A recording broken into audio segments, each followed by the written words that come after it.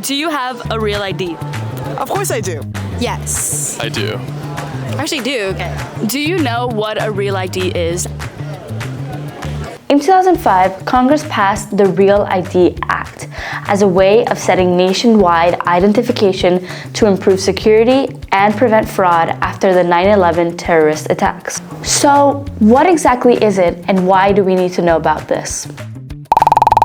A Real ID is a state issues driver's license which allows U.S. residents to travel domestic flights, enter military bases, or federal facilities. Anyone 18 or older must need a Real ID if they plan to only use their ID to travel domestically. For college students, this might be important for those heading back home for break.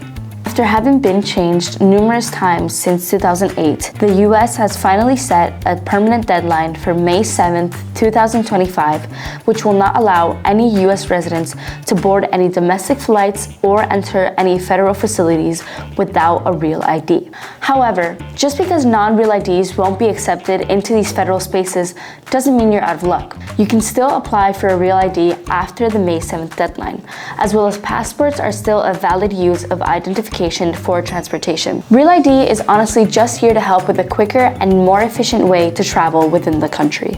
So how can you tell if you have a Real ID? A gold or black star will be at the upper right corner of your ID. In the state of California, for example, it is located within the state bar. If your ID does not have a star, here's how you can apply for a Real ID. Real ID document requirements vary per state.